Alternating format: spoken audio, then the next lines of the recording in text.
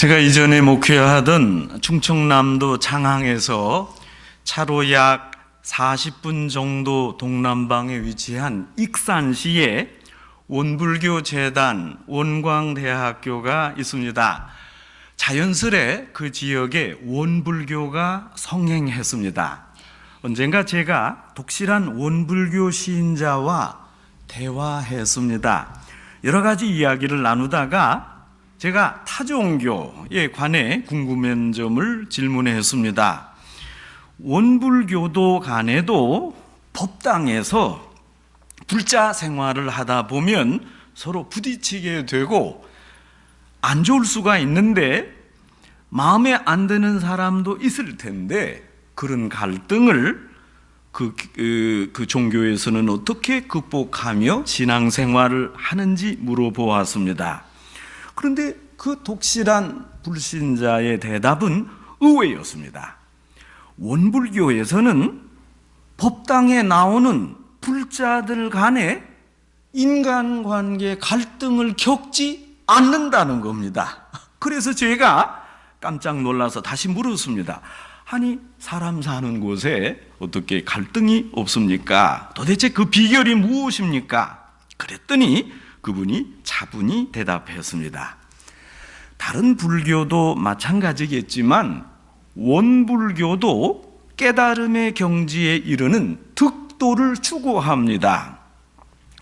그런데 이 깨달음은 조용하게 혼자 수련하고 도를 닦아서 얻을 수 있습니다. 그러니 굳이 법당에 출석하지 않아도 혼자 구원에 이를 수 있고 성불을 할 수 있습니다. 스스로 깨닫는 게 가장 중요하기 때문에 법당에 얼마나 자주 나오느냐 따지지 않습니다. 만일 법당에서 사람들과 갈등이 있다면 법당에 아예 안 나갑니다. 성도 여러분, 어떻습니까? 기독교와 불교는 이 점에서 큰 차이가 있습니다. 불교는 우리 기독교를 따라 이제 예부를 만들었지만 법당이나 법회에 참석하는 걸 그렇게 중요하게 생각하지 않습니다. 그러나 기독교는 다릅니다. 크리스찬은 하나님과 인격적으로 만나지만 또 이 땅에서 신앙생활할 때 교회가 필수적입니다. 그래서 신학자 폴 틸리히는 교회의 절대 필요성을 강조합니다. 나는 교회를 떠나서 기독교를 생각할 수 없다. 비록 교회에 문제가 많다 하더라도 교회를 떠나서 기독교가 존재할 수 없다.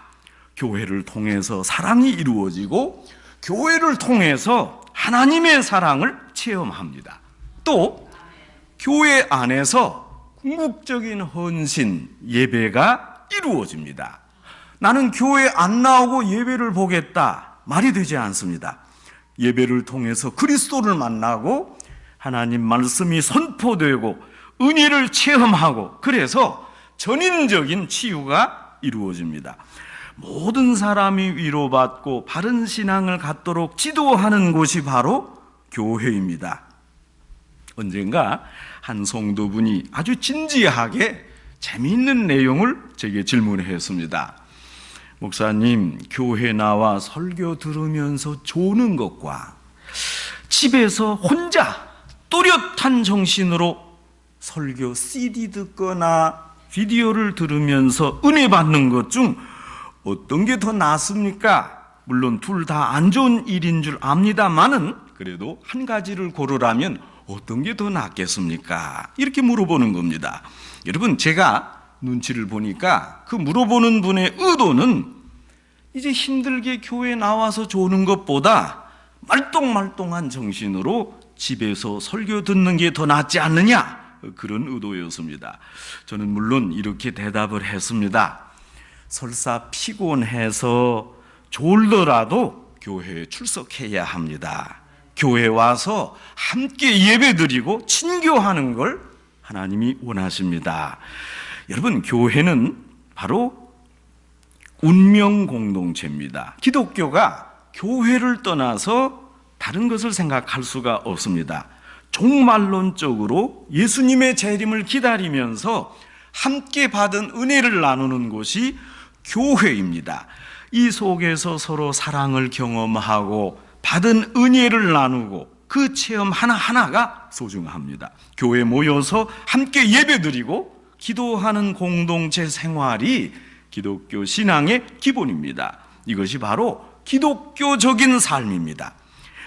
오늘 성경에서 사도 바울은 교회의 진정한 모습을 강조합니다. 교회가 과연 어떤 곳입니까? 이 본문에 보면 첫째, 교회를 통해서 화평이 이루어집니다. 교회에서 하나님과 인간의 화평이 이루어지고 또 사람 사이의 화평이 이루어집니다. 그래서 사도 바울은 하나님과의 화평에서 오늘 본문을 설명해 갑니다. 여기 14절에 보면 예수님을 우리의 화평이라고 말합니다. 15절에서 예수께서 화평을 이루시고 17절은 예수님이 화평을 전하십니다. 여러분, 교회를 통해서 우리가 화평을 알게 되고 교회를 통하여 이런 화평이 전해지게 됩니다. 성령님의 역사와 함께 주님이 친히 화평을 이루시고 화평을 전합니다. 교회 안에서 예수님이 살아계셔서 하나님과 인간을 또 인간과 인간의 화평을 주도하십니다. 죄로 인해 둘로 나뉘어졌던 것을 하나님이 하나로 묶어주십니다. 막힌 담을 허시고 그리고 둘을 하나로 만드십니다. 여기에 교회의 신비가 있습니다. 이것이 그리스도의 몸된 교회에서 이루어지는 아름다운 모습입니다. 화평이 흐르는 교회, 평강이 넘치는 교회, 이것이 바로 주님이 원하시는 교회요 교회의 참모습입니다. 여러분, 교인도 마찬가지입니다. 화평이 깃든 그리스도의 몸된 교회 안에 우리 교인이 누구입니까? 오늘 본문에서 교인을 그 권속이다 이렇게 말합니다. 이 오이케이오이 헬라어 원어의 권속의 의미는 집 식구입니다. 그 집의 한 식구가 되는 것입니다. 여러분, 여기 집은 건물이 아니라 가정과 가문입니다. 그리스도의 가정, 하나님의 가정의 한 권속, 한 식구가 돼서 멤버십을 얻습니다. 이것이 바로 화평이요 평화요 평강입니다. 그래서 너희 여기 19절에 보면 결국 너희는 의인도 아니요 손님도 아니라 이렇게 말했습니다. 여러분, 당시의 의인, 이방인은 사람 취급을 받지 못했습니다. 마치 짐승으로 여겼습니다. 그러나 이방 사람이 이제부터는 외인이 아니요 손님도 아닙니다. 동일한 성도요 하나님의 자녀입니다. 과거에 어떤 사람이었던지 상관없습니다. 현재 어떤 위치에 있든지 그것도 묻지 않습니다. 다 같이 하나님의 자녀가 되고 하나님 안에서 신성한 가족입니다. 여기에 기쁨과 화평이 있습니다. 그래서 교인은 하나님 안에서 한 가정이요 한 가족입니다. 성도 여러분, 우리는 흔히 가정을 말할 때 끈끈한 정의 관계다 합니다만은 이것은 정확한 표현이 아닙니다. 끈끈한 정도가 아니라 영영 끊을 수 없는 관계입니다. 예수님께서 우리를 위하여 십자가에 죽으셔서 이루어진 가정, 절대로 끊을 수 없는 관계입니다. 여러분, 이것을 잊지 말아야 합니다. 그래서 우리가 그리스도를 주로 고백합니다.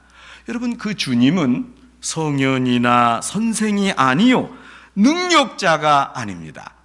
여러분, 어린이들 위인전에 보면 슈바이저도 있고 또 부처도 있는 중에 예수도 있습니다. 그런 성현 예수님이 아닙니다. 십자가에 죽으시고 부활하시고 승천하시고 그리고 앞으로 재림하실 분입니다. 살아계신 그리스도의 생명력 안에서 우리는 하나님의 권속이요 자녀입니다. 구속함을 받고 하나님의 용서함을 받은 식구가 됩니다. 이것이 바로 피로 맺어진 관계입니다. 그리스도의 관계, 또 우리 성도들과의 관계도 그렇습니다. 여러분, 이것은 윤리 이전에 있는 큰 사랑이고 확실한 사랑의 실체입니다. 더 나아가서 절대적 관계입니다. 전인적이고 공동운면적이고 영원한 관계입니다. 여러분, 그래서 교회를 일컬어 종말론적 공동체라고 부릅니다. 교회 안에 사는 신자가 다 한 식구가 되고 서로 교제하며 주님이 주시는 화평 안에서 기쁨을 누립니다. 그리고 그리스도 안에서 하나가 되어 살다가 이대로 하늘나라로 옮겨가게 됩니다. 또한 오늘 사도 바울은 교회가 서로 함께 이루어진다는 사실을 강조합니다. 여러분, 나 혼자 있는 게 교회가 아닙니다. 나 혼자 교회를 구성할 수가 없습니다. 제가 최근에 한국에서 나온 한 글을 읽는 중에 요즘에 한국에서 너무 혼자 사는 사람이 많아서 이제는 한 사람이 사는 그곳도 가정이라 하자, 이렇게 사회학자들이 분류했답니다. 그러나 교회는 아닙니다. 교회는 혼자 구성될 수 없습니다. 우리가 주 안에서 서로 연결되고 함께 힘을 합쳐서 앞으로 나가게 됩니다. 특별히 그리스도를 중심으로 우리가 함께 전진하는 운명 공동체입니다. 오늘 본문에서 사도 바울은 이것을 모퉁이 돌에 비유합니다. 여러분, 20절의 말씀 보면 무엇보다도 그리스도께서 친히 모퉁이 돌이 되었습니다. 여러분, 모퉁이 돌이 무엇입니까? 이제 이스라엘에서는 이제 아주 집이 구조가 단순합니다. 그저 박스형입니다. 더욱이 이제 기온차가 심하기 때문에 집 안에 열 에너지를 그저 가지고 있으려고 합니다. 그러니까 이제 부피를 작게 하고 외면과 접하는 면을 아주 작게 해야 열 손실이 적지 않습니까? 그러니까 성냥갑 같은 그런 박스형입니다. 자, 이런 집을 세우게 될 때 일단 네 귀퉁이가 기둥을 받치고 있게 되는데 그것이 바로 모퉁이 돌입니다. 건물을 짓기 전에 먼저 기준돌을 세웁니다. 그래서 그 모퉁이 돌을 놓습니다. 여기 그 네 귀퉁이 중에 한 곳에 돌을 세우고 이쪽과 저쪽을 직각으로 하고 그 돌을 중심으로 이제 집을 짓게 됩니다. 그 모퉁이 돌 위에 기둥을 세우고 양쪽으로 벽이 이어져서 이제 집 구조가 연결됩니다. 네 개 모퉁이 돌이 있지만 그 중에 하나가 기준입니다. 이 모퉁이 돌을 중심으로 양편의 벽이 이제 밀접하게 이어집니다. 모퉁이 돌은 벽과 벽 사이를 연결시키고 기둥을 받치고 있는 건물에서 가장 중요한 기초가 되는 기초이자 터입니다. 그 모퉁이 돌 밑이 기초요, 이제 위가 기둥이고 그것이 터를 이루게 됩니다. 여러분, 이 터가 무너지면 모든 것이 어긋나게 됩니다. 모퉁이 돌이 핵심적 역할을 하게 됩니다. 교회 모퉁이 돌이 무엇이냐? 바로 예수 그리스도입니다. 서로 다른 방향을 향하고 있는 두 벽이 모퉁이 돌에서 만나는 것처럼 우리 모두가 그리스도 안에서 서로 만나고 연결됩니다. 그 터 위에 우리가 바로 교회가 서 있습니다. 모퉁이 돌로 인해서 이방 사람과 유대인이 만납니다. 여러분, 고린도전서 3장 11절은 교회의 터가 바로 예수 그리스도라 표현합니다.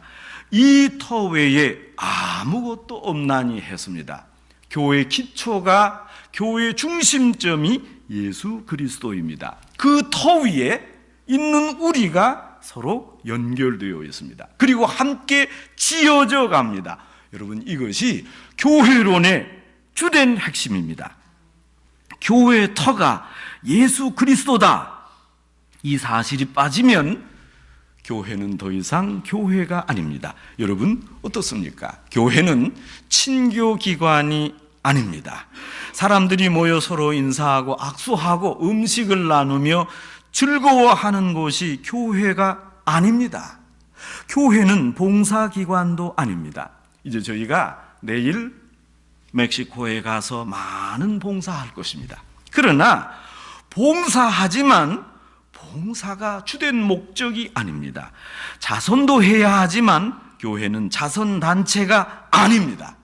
제가 한국에서 신학대학원을 다닐 때 한 번은 신학생끼리 이런 주제로 아주 열띠게 토론을 했습니다. 아무래도 젊으니까 정의감이 있지 않습니까? 그때 이야기한 것 중에 복음이 먼저냐 사회 참여가 먼저냐, 다소 진보적인 학생들은 아니 이웃을 사랑해야지, 그 사랑으로 하나님의 존재를 보여줘야 되지 않느냐, 사회 참여가 먼저다 주장했습니다. 병원을 세우고 학교를 세워서 그리고 그들에게 간접적으로 예수님 사랑을 보여줘야 된다.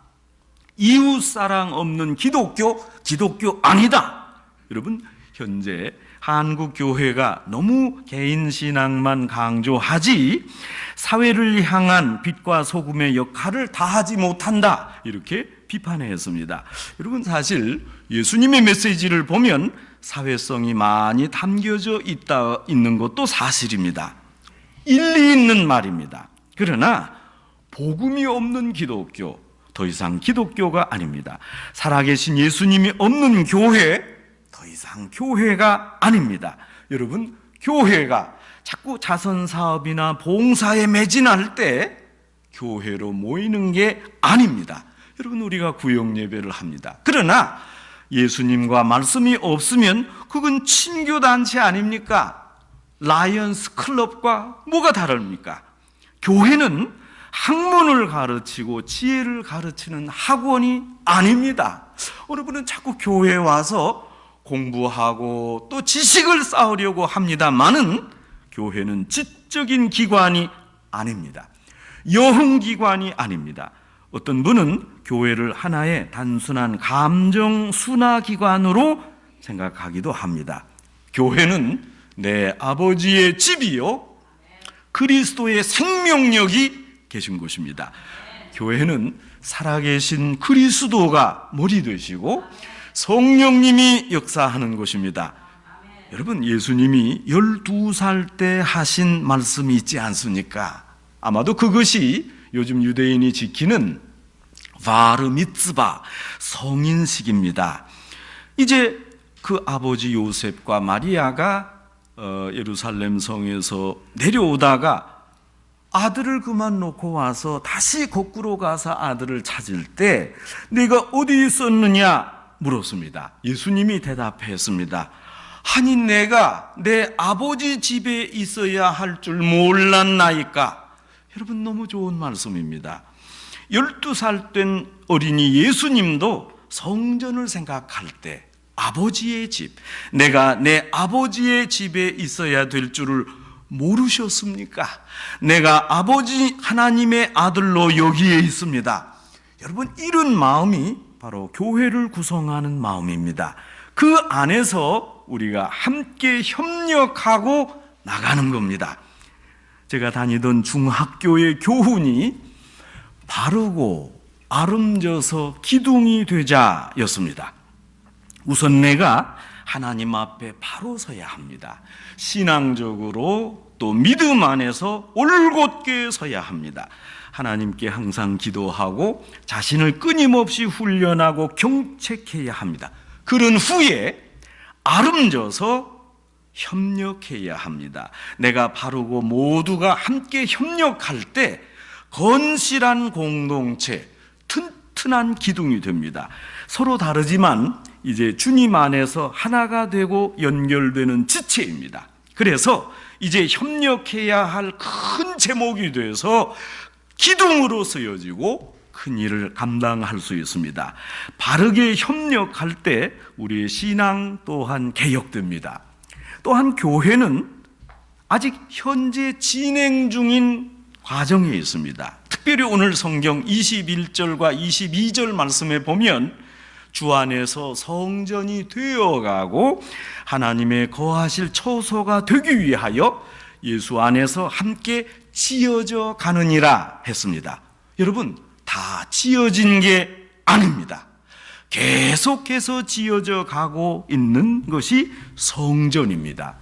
완료형이 아니라 현재 진행형입니다. 여러분, 우리가 지금 공사하고 있습니다. 이게 다 마쳤느냐? 그런 의미가 아니고 우리 안에 소위 말하는 소프트웨어, 영적인 의미의 교회입니다.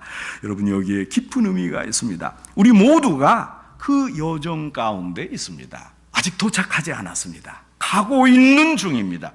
마치 이스라엘 백성이 애굽을 떠나서 하나님이 약속하신 가나안 땅으로 가는 여정과 같습니다. 이스라엘 백성이 애굽을 떠났습니다. 그러나 아직 가나안에 도착하지는 않았습니다. 이때 가나안에 들어가기 전 40년간 광야 생활을 합니다. 그래서 이 광야 40년의 생활을 신학적으로 교회 생활이다 말하기도 합니다. 여러분, 스데반이 순교하면서 마지막 유언 설교를 할 때 광야 생활을 광야 교회, 에클레시아라고 말했습니다. 광야 생활은 애굽에서는 나왔습니다. 그러나 아직 약속의 땅은 도달하지 않았습니다. 그러니까 그 중간에 있는 생활입니다. 이것을 상징적으로 말하면 죄악 세상과 천국의 중간지대, 이 세상입니다. 세상에서 나와서 하늘나라에 가기까지 머무는 곳입니다. 여러분, 그러기 때문에 교회가 바로 이런 의미가 있습니다. 여정 가운데 함께 만들어가고 지어져 가는 중입니다. 여러분, 그러니까 우리가 교만할 수 없습니다. 어느 누가 나는 완성이 된 인격이다 말할 수 있습니까? 부족한 게 많습니다. 힘들고 지칩니다. 흔들리고 넘어지기도 합니다. 여러분, 전도하러 다니다 보면 안 믿는 분들이 그러지 않습니까? 교회라고 가봐야 말로만 사랑하지 사랑은 없고 항상 더 큰 문제 있지 않습니까? 그런 말씀을 들으면 참 마음이 아픕니다. 그러나 여러분, 한편으로 이런 생각이 듭니다. 교회는 과정인데, 교회는 건강한 사람보다 병들고 심령이 상한 사람들이 모여서 완성된 것이 아니라 진행 중으로 되어져 가는 것인데 그걸 말할 수가 없습니다. 그렇지 않습니까? 완성된 것, 그건 잘못된 교회론입니다. 나는 완성됐다, 바리새인들입니다. 여러분, 내가 언제나 부족합니다. 나는 아무 내세울 게 없습니다. 그 사람이 참 신자입니다. 그런 부족한 사람들이 모여 있다 보니까 문제도 많고 다툼이 있을 수 있습니다. 그러나 주 안에서 회개하고 거듭났습니다. 그럼에도 죄성 깊은 뿌리가 여전히 남아 있습니다. 하나님 나라 가기 전까지 이것을 계속 해결해야 됩니다. 여러분, 아직은 광야입니다. 이것이 우리의 한계이고, 그렇기 때문에 계속 교회 나와서 하나님 앞에 우리의 모습을 내놓을 수밖에 없습니다. 의사이자 기독교 상담자로 우리 20세기 기독교 상담학에 큰 영향을 미쳤던 스위스 폴 뚜루니에 박사에게 어느 날 환자가 찾아왔습니다. 이 환자는 아예 와서 성경 상담을 했습니다.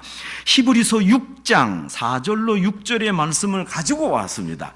한 번 귀침을 얻고 하나님의 선한 말씀을 맛보고 타락한 자들은 다시 새롭게 하여 회개할 수 없나니, 이런 무서운 말씀을 가져왔습니다. 이 사람은 영적 체험을 통해서 죄에서 구원받은 경험을 했습니다. 그런데 그 후에 다시 죄에 빠지고 또 실수하고, 그래서 자신은 영원히 저주받는 상태에 있다고 여겼습니다. 죄책감에 빠져서 이제 신앙생활을 더 하기 어렵다고 고백했습니다. 이 환자의 말을 다 들은 후에 뚜르니에 박사가 이 사람을 자세히 쳐다보고 말했습니다. 사실 나 역시 그 문제를 가지고 항상 고민하고 있습니다. 하나님이 건져주신 지에 다시 빠지고 또 다시 빠져서 우울할 때가 많습니다. 그저 이런 나약한 나의 모습을 하나님 앞에 늘 기도하고 고백하고 있을 뿐입니다. 이렇게 말했습니다. 여러분, 바로 이것이 우리 신앙인의 모습 아닙니까? 이 말을 듣고 환자가 위로를 받고 돌아갔습니다. 성도 여러분, 우리가 예수님께 십자가로 구원을 받았습니다. 그런데 구원을 받았다 해서, 은혜를 받았다 해서 우리 본성이 완전히 달라졌습니까? 중생했다고 하루아침에 성자가 됩니까? 그러지 않습니다. 내 안에 뿌리 깊게 자리 잡은 교만과 시기와 질투, 욕망의 흔적이 고스란히 남아 있습니다. 오죽하면 사도 바울이 오호라 나는 곤고한 사람이라고 외쳤겠습니까? 그냥 이 모습 이대로 주님 앞에 내놓고 기도할 뿐입니다. 하나님의 전적인 은혜에 의지하고 위로받을 수밖에 없는 존재입니다. 기다려야 됩니다. 교회 안에서 기다려야 됩니다. 시점이 오는 그때까지 함께 기다리며 위로하고 찬송하는 그곳이 교회입니다. 병들고 상한 심령들이 하늘나라로 가기 전에 모여있는 곳이 교회입니다. 그래서 천국행 열차를 기다리는 정거장이 교회 이미지입니다. 세상에서 벗어났습니다. 그래서 경교장에 왔습니다. 그러나 아직 하늘나라로 가지 않았습니다. 그저 하늘나라로 가기 위한 여정에 있습니다. 교회 생활은 그런 의미에서 만들어지고 지어가는 과정입니다.